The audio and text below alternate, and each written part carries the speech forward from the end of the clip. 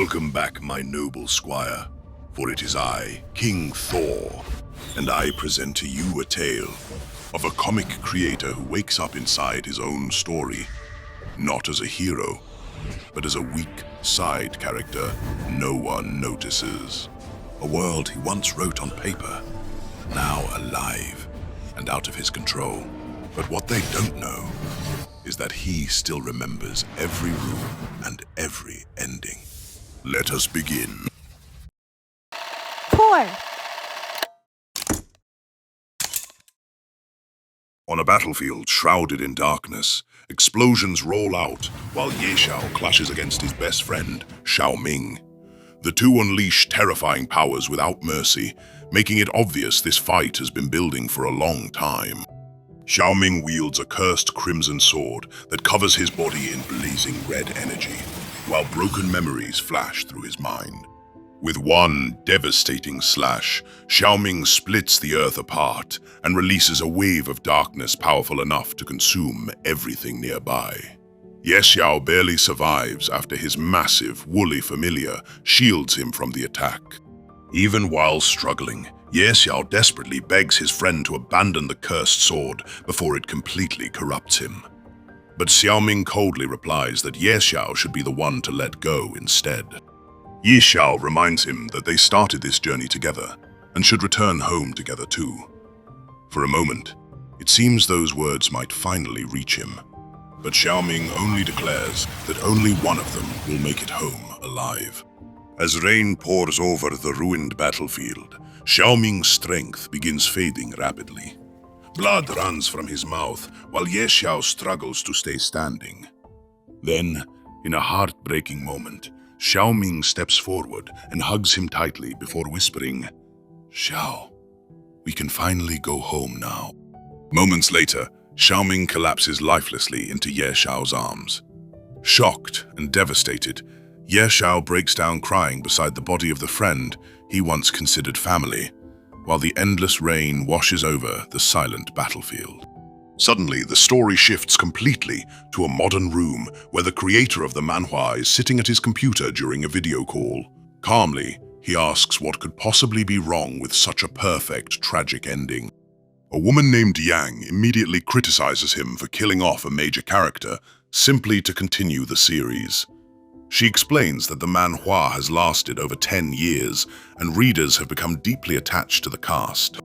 The author remains arrogant, proudly insisting his work still ranks #1, proving his decisions are justified. Another man, Mr. Wang, complains instead about the author's constant hiatuses that leave readers frustrated every time the story becomes exciting. The author dismisses the criticism entirely, refusing to change his style because of online complaints. After Yang and Mr. Wang disconnect, a mysterious woman suddenly appears on the dark screen. With her eyes covered, she eerily accuses the author of treating his characters like toys for his own entertainment. Disturbed, the author angrily shuts off the computer and reminds himself that this is his story and he can write it however he wants. Even so, he no longer seems fully in control. Later that night, while working alone in darkness, the author receives a call from an unknown number.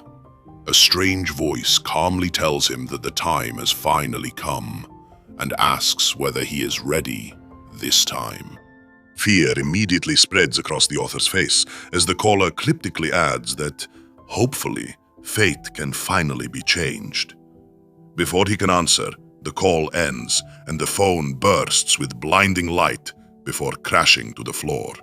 The story then rewinds to the peaceful Pom-Pom town. The village chief excitedly prepares for the arrival of the Familiar Tamer Council examiners, while Xiao Ming casually suggests changing the town banner to properly welcome them. Although he helps out, Xiao Ming clearly feels irritated being ordered around, almost as though he views himself as the creator of this world rather than someone living inside it. After accidentally falling from upstairs, strange flashes of memory hit him, giving him an unsettling sense of déjà vu. Before he can understand it, Ye Xiao warmly calls out to him and reminds him that the Familiar Tamer exam is about to begin. The two suddenly spot an enormous object floating across the sky, only to realize it is the gigantic airship carrying the examiners. Inside the ship, a calm woman known only as Madam looks down over the town.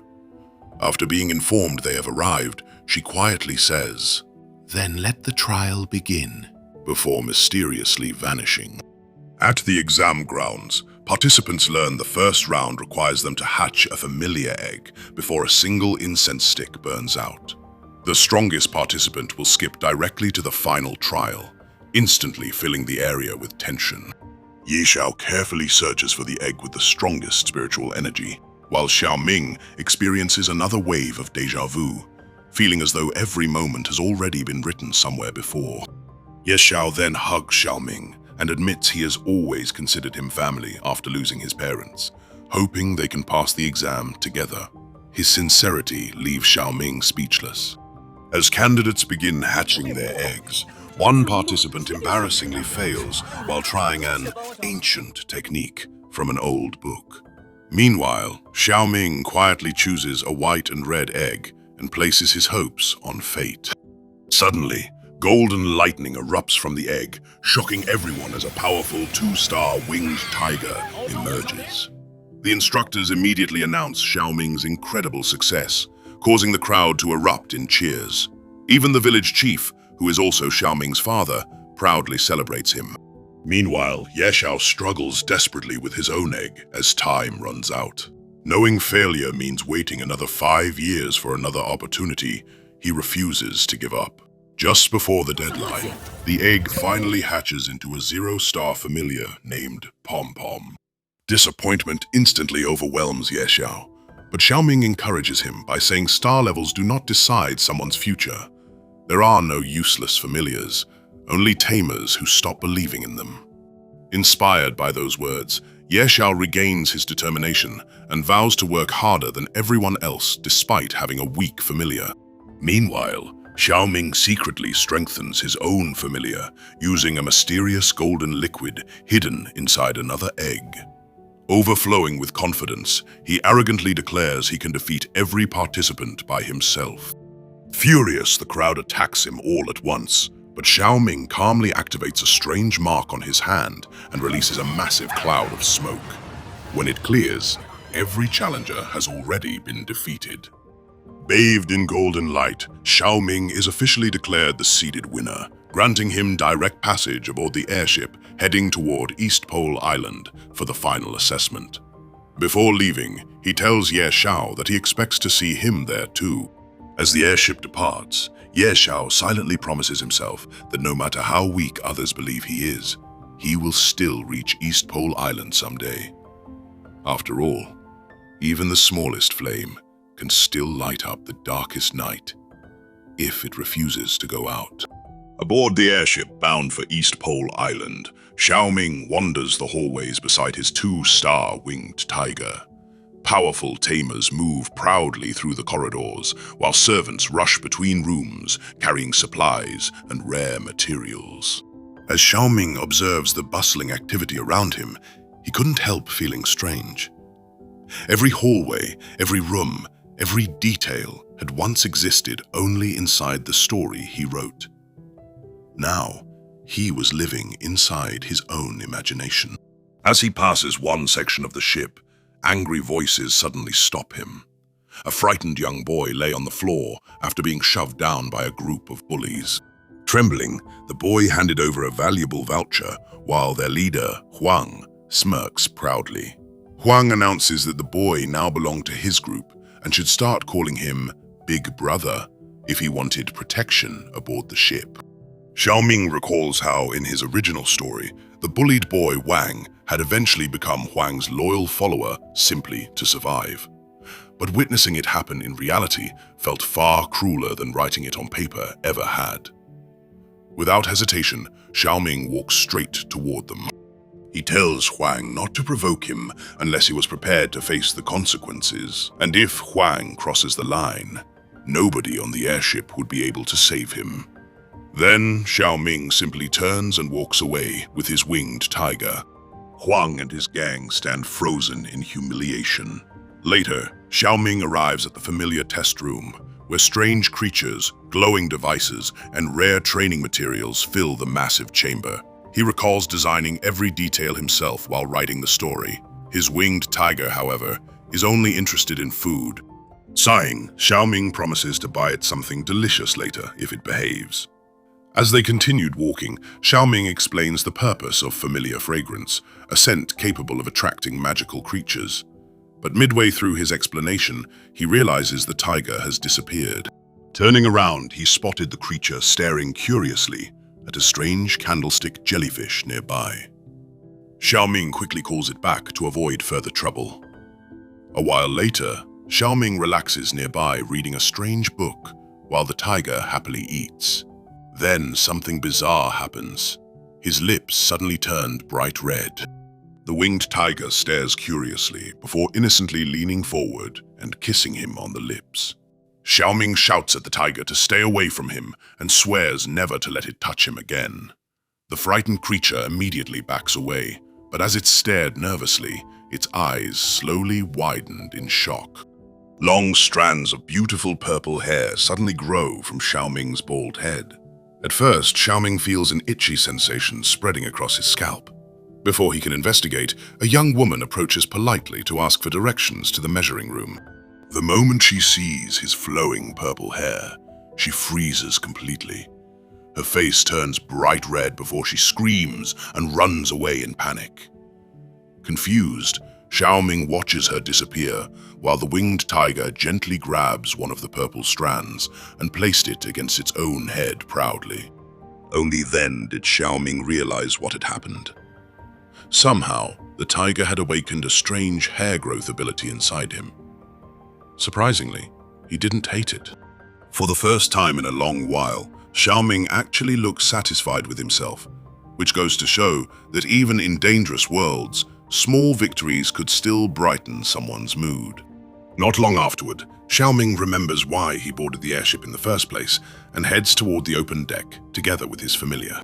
Coincidentally, Huang and his gang arrive there as well. Nearby is a woman from the East Council, calmly observing the deck. The same girl who asked Xiaoming for directions was now being harassed by Huang's group. Furious and frightened, she calls them a bunch of punks. Enraged, Huang violently shoves her onto the floor. Xiaoming calmly steps forward and mocks Huang openly. Huang's followers instantly encourage their leader not to tolerate the disrespect. A fierce battle erupts across the airship deck, and spectators quickly gather round. Despite Huang's aggression, Xiaoming remains calm throughout the fight. After an intense exchange, Xiaoming completely overwhelms Huang and defeats him in front of everyone. Cheers erupt from the crowd, while the girl he protected stares at him blushing from a distance. But Xiaoming barely had time to breathe before another challenge appears. A powerful woman from the East Council steps forward excitedly and openly challenges Xiaoming to a duel on the spot. The surrounding crowd instantly pity him because everyone knows how terrifying she truly is. Though fear briefly flashes across Xiaoming's face, he refuses to back down. Then, before the duel could begin, Xiaoming and his winged tiger suddenly leaped directly off the airship. The crowd gasp in horror, while the young woman he rescued looks heartbroken, watching him fall to his death. But the jump wasn't an accident. Xiaoming had intentionally jumped to recover and renew his strength during the descent. As he falls through the sky, the beautiful purple hair he recently gained slowly began falling out, strand by strand. Before long, he is completely bald again. But then again, life sometimes gives confidence only to take it away moments later. Far below, inside a peaceful farming village surrounded by forests, several young women harvested crops together. One girl suddenly notices what looked like a shooting star streaking across the sky. Excited, she closes her eyes and wishes for happiness and safety for everyone around her. Her friend laughs softly and tells her she should try wishing for herself instead. The girl closes her eyes again and quietly wishes for a place she could finally call home. Deep down, she believes someone important is about to enter her life. Meanwhile, at the Bald Gang headquarters, members gather after the death of their former leader. Arguments break out over who deserves to inherit the position. One ambitious man confidently steps forward to claim leadership. However, the gang reminds him that only someone capable of taming the mysterious Gale could truly become leader. To everyone's shock, the man succeeds. The Gale acknowledges him instantly, leaving the entire room stunned. But before anyone could celebrate, Xiao Ming crashes straight into the Bald Gang's headquarters. A group of bald men surrounds him, convinced he has come to destroy them. But the moment they sense his overwhelming strength, their attitudes change immediately. Nervously, they explain that they simply misunderstood his intentions. Just then, the gang's fierce Gale Vulture suddenly attacks Xiao Ming from above. But Xiao Ming mocks the beast for daring to challenge him without a master. He launches himself into the air and defeats it with terrifying ease. That night, the gang members quietly admit they never liked the bird anyway. Their bigger concern is deciding who should become the gang's next leader. An elderly member suddenly declares that Xiao Ming literally descended from the heavens into their base, meaning fate itself must have sent him to lead them. One nervous member instantly kneels and pledges loyalty, but a massive man named Boldy openly challenges Xiao Ming's authority. Xiao Ming casually throws the giant into a nearby barn with a single move, shocking everyone into silence. Calmly, he orders the others to assign Boldy toilet cleaning duties once he wakes up. After accepting the role of leader, Xiao Ming promises to show the gang some goodwill. Soon, something unbelievable begins happening throughout the camp. The once completely bald gang members slowly begin growing hair.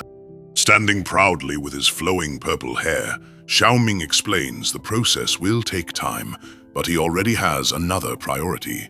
He orders the gang to help him search for someone important.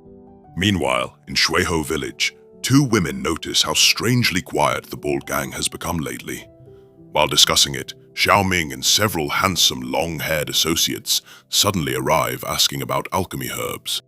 One woman faints from shock, while another angrily pulls out her sword, demanding to know who dares harass the women of the village. But the moment she sees Xiao Ming's attractive companions, her hostility disappears completely, and soon the village women happily guide the group through town. Among them is a girl named Jie, the person Xiao Ming has been searching for. As she hurries forward, she trips clumsily while trying to catch up.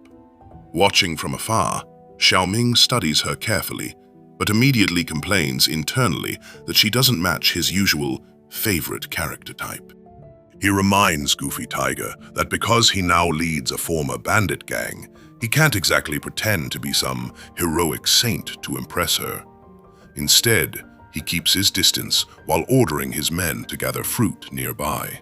Suddenly, Jie's familiar, a mountain deity named Kui, launches a stone attack toward Xiao Ming's tree. Xiao Ming sighs, criticizing the poor control of untrained familiars, while Jie laughs and playfully encourages Kui to keep teasing them. Then Xiao Ming notices something important. Jie and Kui have already formed a successful familiar bond. His entire attitude changes. Although readers mocked Jie heavily in the original story, Xiao Ming realizes she possesses incredibly high familiar affinity. To him, talent like that is too valuable to ignore. Before he can think further, Jie unleashes a powerful earth technique called Stone Forest. Sharp stone spikes erupt violently from the ground, nearly killing Xiao Ming instantly. Forced to leap backward, he admits the attack is no joke. If he had reacted even slightly slower, he would have died. After dodging the attack, Xiao Ming calmly approaches her and explains that talent means nothing without proper control. Then, trying to charm her slightly, he introduces himself as Wang Si-Tu, a wandering familiar tamer. Unfortunately for him, Jie seems far more interested in Goofy Tiger than in him. Desperate to regain her attention, Xiao Ming dramatically asks for her name, only for his purple wig to suddenly slip off, exposing his bald scalp. Completely embarrassed, he stumbles backward in panic. To his surprise, Jie simply pats his head gently and asks if he's the tiger's father. Xiao Ming nearly explodes internally from humiliation. Before things grow even more awkward, his associates rush over in panic, warning that angry Shuiho women are chasing them away. Jie softly smiles after seeing everyone return safely, while Xiao Ming awkwardly says goodbye and leaves with his men. Back at headquarters, Xiao Ming announces major reforms. There will be no more vile bandits and no more obsession with baldness. Surprisingly, the gang agrees completely. Over time, Jie begins visiting regularly because of her naturally kind personality. Her presence changes everything. Low-level familiars gather around the area, strengthening the territory, while Kui's powers help rapidly improve construction around the base. Slowly, the once rough hideout transforms into a thriving settlement. Meanwhile, Xiao Ming focuses on gathering herbs to create spirit-merging pills. He knows the Bold Gang's strength alone won't be enough for the future he wants. Thanks to these efforts, the gang's reputation slowly improves among nearby villages. But the moment Xiao Ming finally completes the spirit-merging pill, an uneasy feeling settles deep in his chest. At the same time, Jie returns to Shuiho village and discovers members of the Falcon Squad gathered there. Their leader, Li Hui, calmly announces that they have come to eliminate the Bold Gang. The villagers are stunned, especially when Jie insists the gang has only helped them recently. However, Li Hui reveals his harsh belief. The only good bandit is a dead bandit. Back at the Bold Gang base, Xiao Ming prepares for ascension using the spirit-merging pill. He explains to Goofy Tiger that by winning the Council's rookie trials, he plans to obtain the legendary south-pointing chariot and eventually locate the sky-piercing tower, which could allow them to return home. After splitting the pill with Goofy Tiger, Xiao Ming begins absorbing its power. Outside, disaster approaches. Jie desperately races toward the base to warn him, but the Falcon Squad notices her movement and launches their raid immediately. Soon, flames consume the Bold Gang village. Explosions erupt everywhere as gang members and villagers scramble for survival. Some attempt to use battle formations Xiao Ming taught them, while others rescue the injured. Inside the fortress, Xiao Ming finishes absorbing the pill, but Goofy Tiger still needs more time. Then chaos outside finally catches his attention. When Xiao Ming looks outside, he's horrified. Bold Gang members and Shuiho villagers are tied up on their knees while Falcon Squad soldiers surround them. The villagers plead their innocence, but the Falcon Squad accuses them of aiding criminals. Ye Xiao protests against the cruelty, but the general ignores him and coldly orders Jie to be burned alive if she refuses to repent. Watching from the fortress, Xiao Ming is stunned. Originally, the Bold Gang was supposed to be the enemy, yet somehow the Falcon Squad has become far worse. Even so, he decides to stay hidden while waiting for Goofy Tiger to finish absorbing the pill. Then the soldiers discover Kui nearby. The mountain deity desperately begs Xiao Ming to save Jie, but Xiao Ming still refuses to move. Meanwhile, Jie remains silent because she knows how important this moment is for him. Finally, the general violently grabs Jie by the hair and demands that she scream for help. The instant Xiao Ming sees that, his anger explodes and he leaps down from the fortress. And so, my loyal squire, a creator who once ruled his world with ink and certainty, now finds himself trapped inside pages that refuse to obey. Because the most dangerous stories are not the ones you write, but the ones that begin writing back. If you wish to witness what becomes of Xiao Ming, speak it below in the comments, and the next chronicle shall be revealed.